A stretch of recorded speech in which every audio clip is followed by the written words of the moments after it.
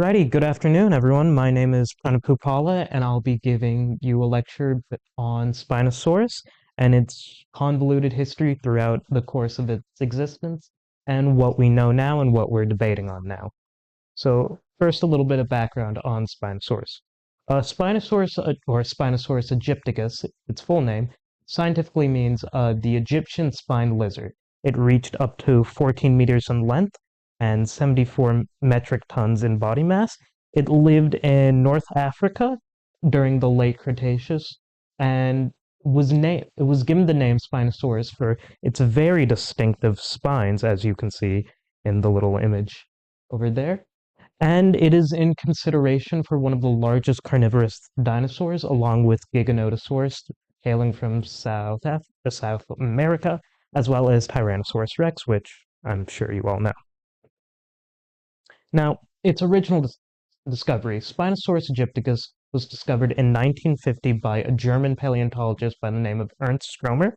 Stromer found ribs. Stromer described what he found were several ribs, crocodile-like teeth, and a crocodile-like lower jaw, as well as these vertebrae that had long neural spines coming out of it.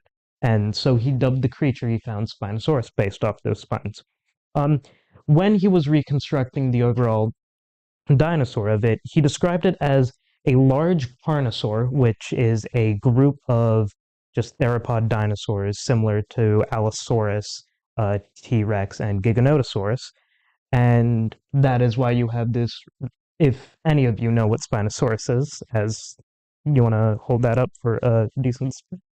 So that is what we're talking about. As you can see from that toy and the head right here, there is some distinct differences, but at the time, Stromer didn't realize what he found, as not only was this the first Spinosaurus fossil, it was the first Spinosaurid fossil, meaning that Spinosaurus is part of a larger group of reptiles with similar body shapes, and no one had discovered anything like it during this time. So Stromer was the first, but that also means he didn't have any data to compare against, so he just compared it with other currently existing dinosaurs like Megalosaurus, and that is why we have this weird, widely inaccurate version of Spinosaurus.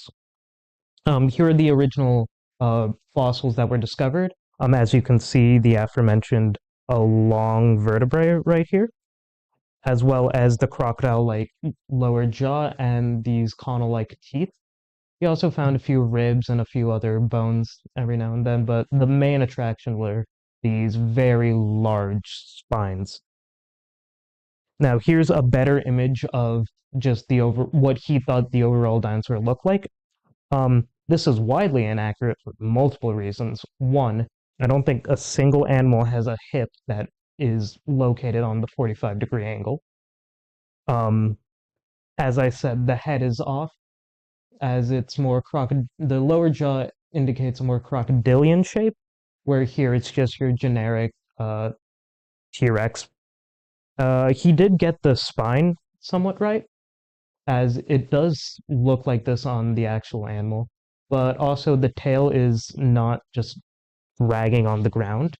This depiction is influenced by many just depictions of dinosaurs at that time. So back then it was pretty on point for what they thought a dinosaur was. Right now it's a scientifically accurate version of Barney, which is just wrong.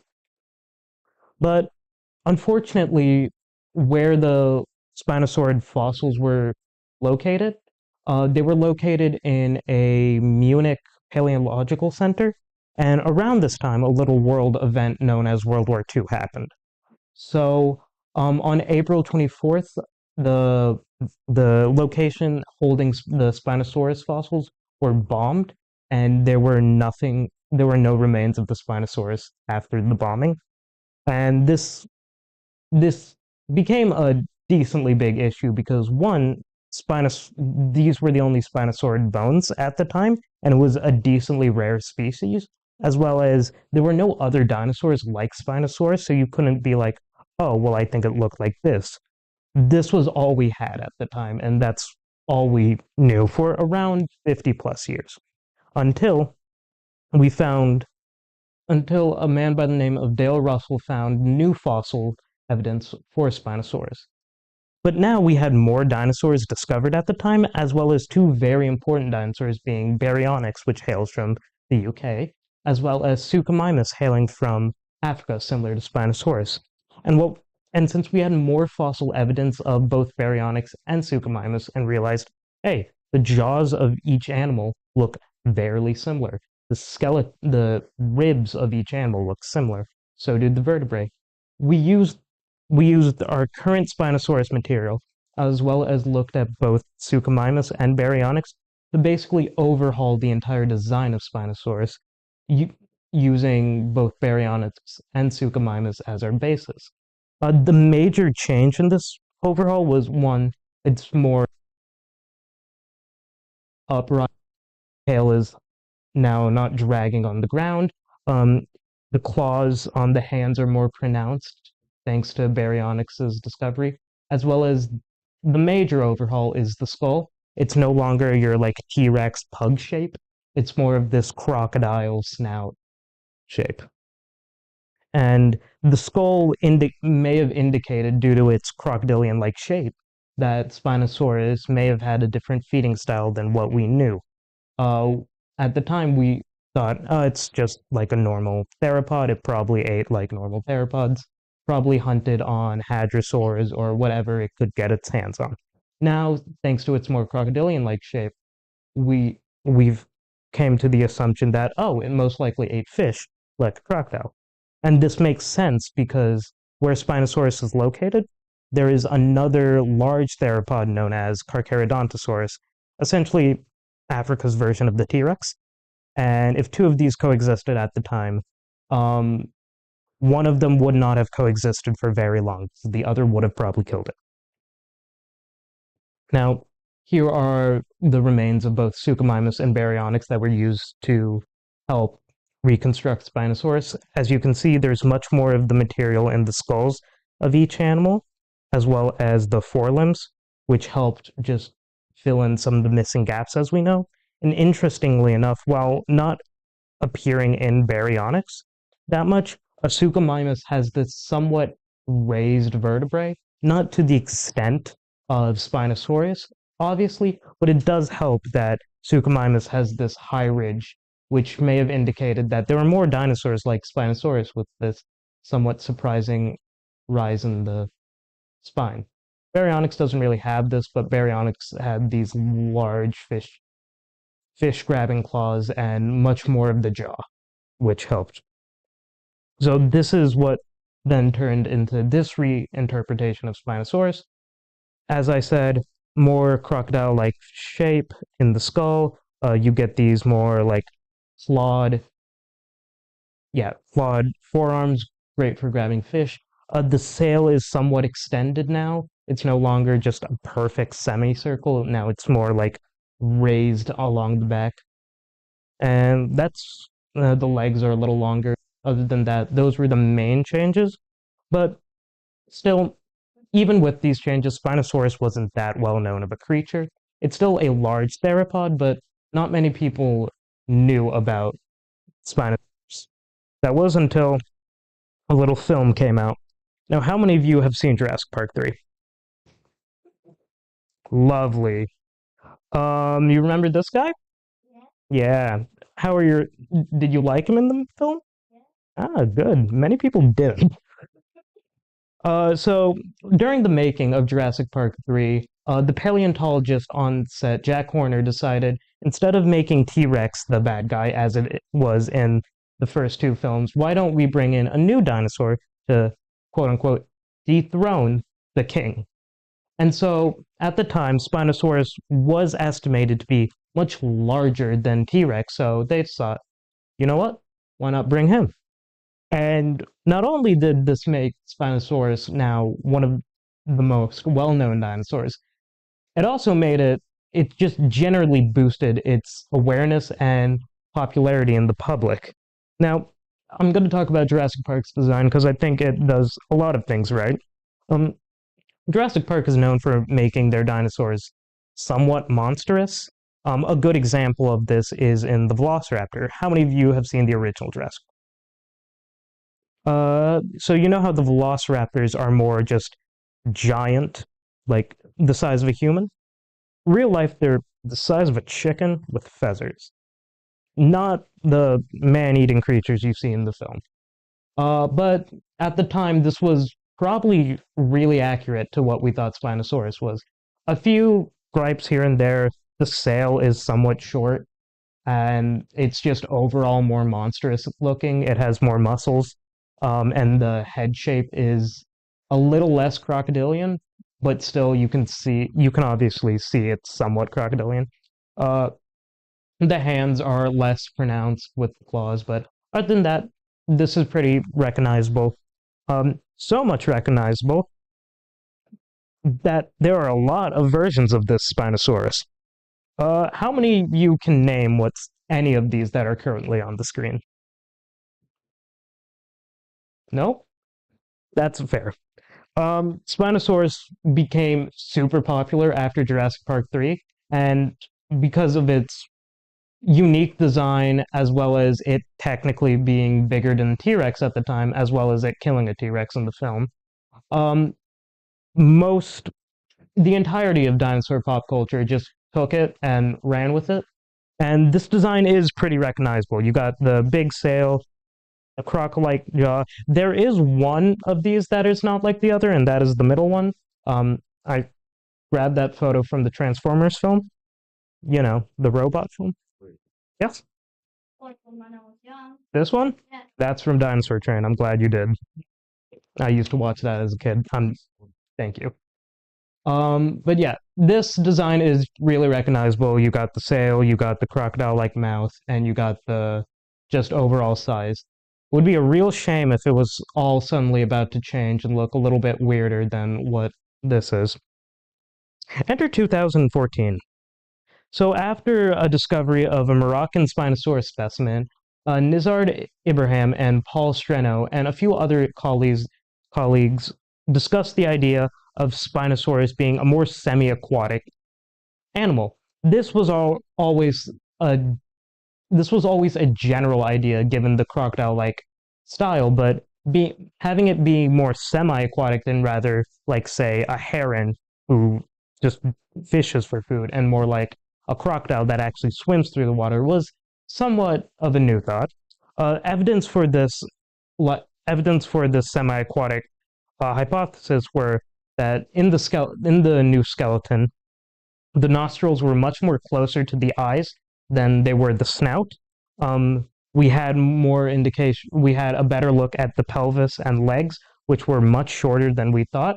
Its limb bones in the hands and feet were heavy, and its toes were flat with with long toe claws as well.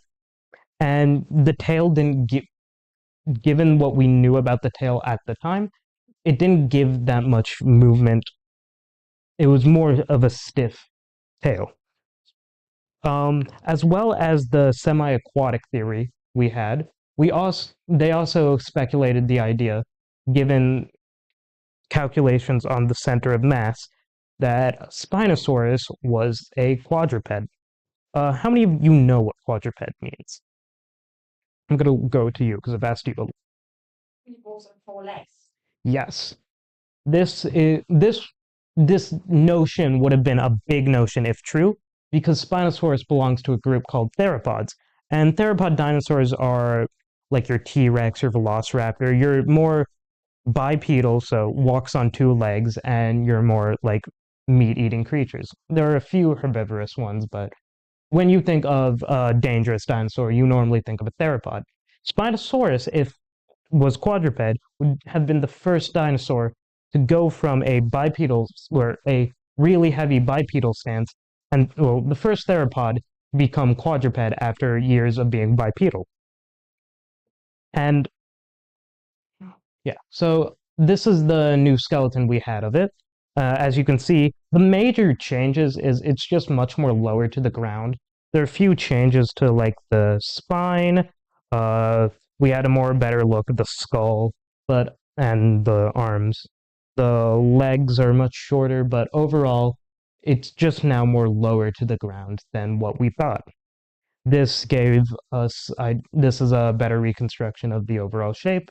And as you can see, this reconstruction has it knuckle dragging. I will say it's not quadruped. It didn't walk on four legs due to one basic thing. It would have probably broke its hand if it did this, because this is not a lightweight creature. I think I said earlier it was a decent weight, and most likely putting all that weight not only on just on your knuckles in general would have probably just broken your hand. And they didn't have health insurance at then, so it would have died instantly.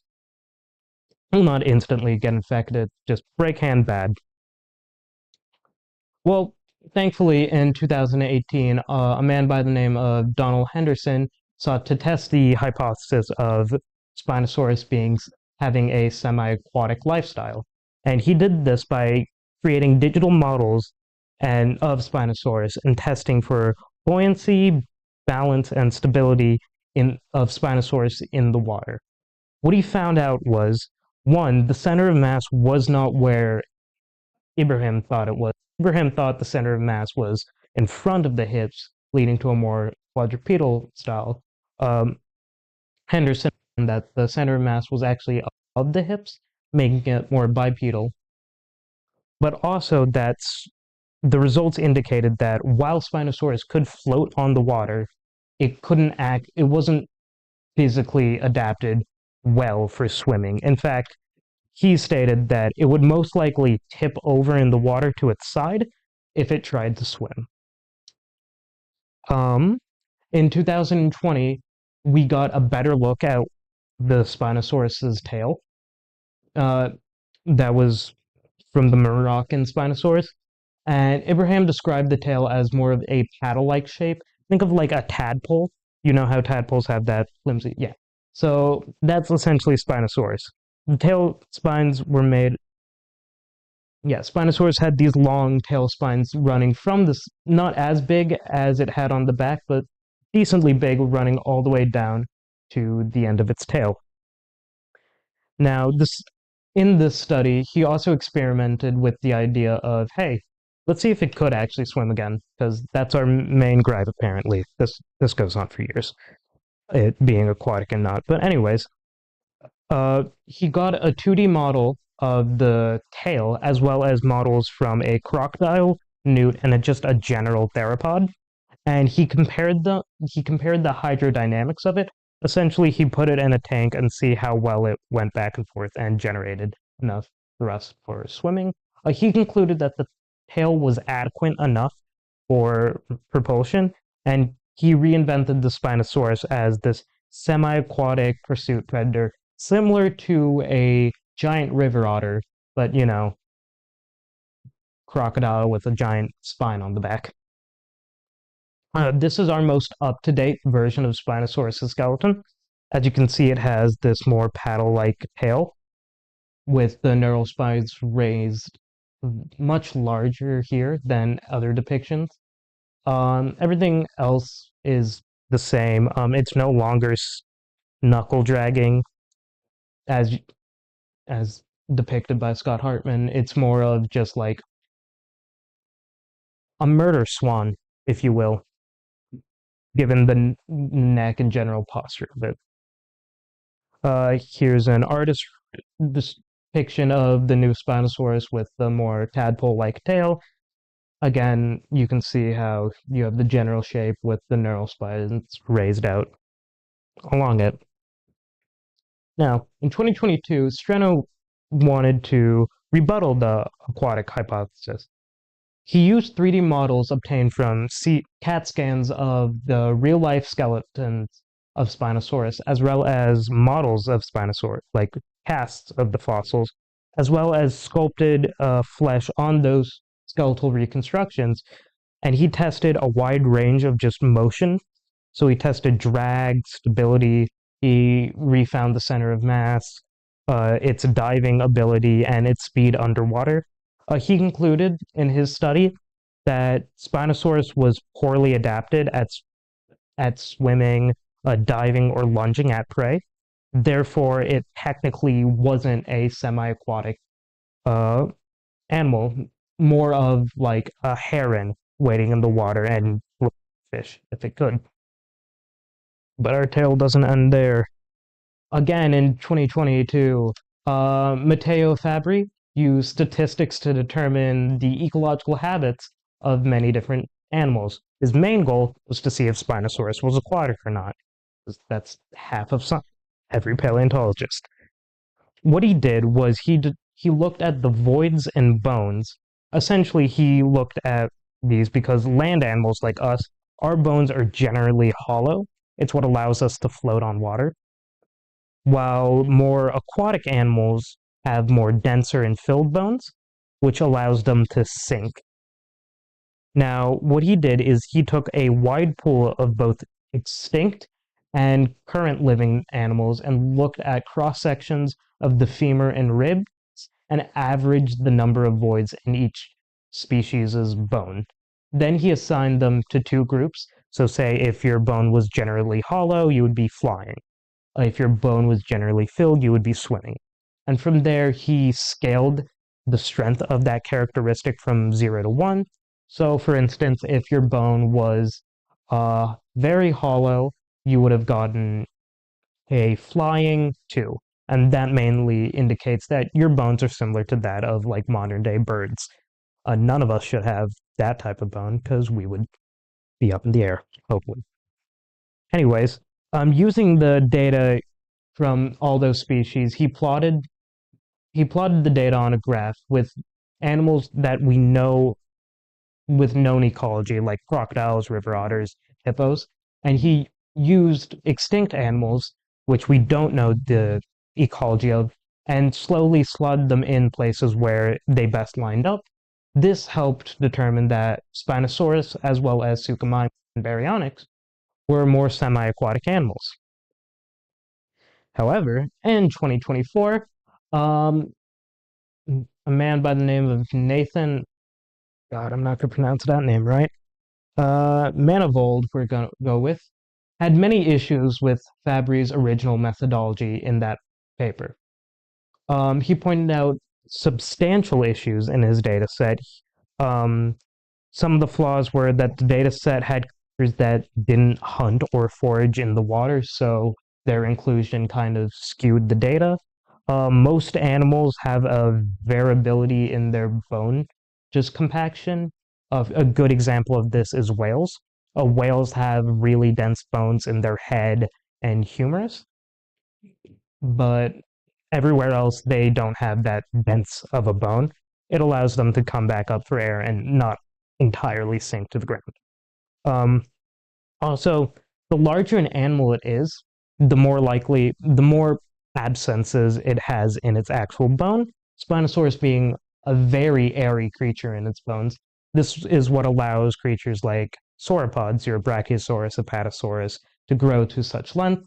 A Spinosaurus had a lot of air in its bones, and that would have made it bad for diving because, have you ever tried to push a balloon underwater filled with air? It pops right back up. So this would have essentially happened with Spinosaurus as well. There were many other issues with the data set as well, but Manifold concluded that the findings that Fabry did weren't technically adequate to support the claim that Spinosaurus was an aquatic or semi-aquatic dinosaur.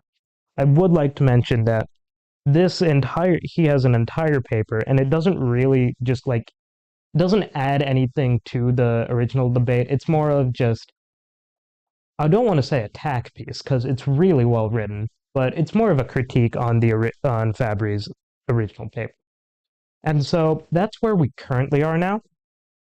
We still don't know if the Spinosaurus lived in the water or not, but we know what it looks like. We don't know what it did. And that's led to some fun interpretations of what it both looked like and lived. That's a popular interpretation that is known as Spinosaurus in a lot of communities. But it brings to the idea that Spinosaurus is essentially a dinosaur with a walking identity crisis. We don't know. It's the main debate is if it lived in the land, if it lived in the water, was it semi-aquatic? I don't know. Multiple paleontology. This is like one of the big paleontology like questions, along with if dinosaurs had feathers. So here are some of the sources I used for my presentation. And any questions in general about the presentation, Spinosaurus or dinosaurs in general?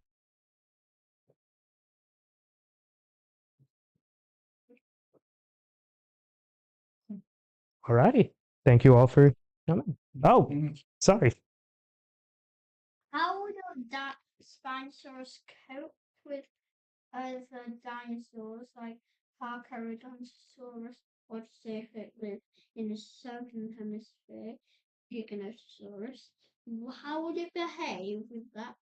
Well, if Carcharodontosaurus is a meat eater and Spinosaurus is a piscivore, how would it all survive? Because Carcharodontosaurus would have had like a stronger bite force, but Spinosaurus wanted the less stronger one because it would have used its claws to rip open the fish, not its teeth, so it could actually snap faster the fish. You're absolutely correct. So when it was alive, both Carcharodontosaurus and Spinosaurus occupied the same territory, essentially. But the main competition is both had two different like lifestyles. Carcharodontosaurus was more built for just taking down hadrosaurs and other small like Carcharodontosaurus, while Spinosaurus was more built for what we presume is more like fish. And so they probably didn't interact that much. They didn't have to because they had two different food sets. If they did, I would assume Carcharodontosaurus would win if they were to fictionally battle. Um, Given that Spinosaurus had, as said, a much weaker bite force, as well as just not teeth were more shaped for catching fish, and Carcharodontosaurus's teeth are more like serrated blades, which would have easily taken down Spinosaurus. To the second question you asked, if it lived in like South America with like Giganotosaurus, yeah, we do have a Spinosaurid called Irritator that lived around South America. It's more closely to Baryonyx, but it would have also fed on fish and not had that much competition. They also lived in two different times, so I don't think Irritator or Giganotosaurus had any crossover. But to answer your original question, Carcharodontosaurus would kill this.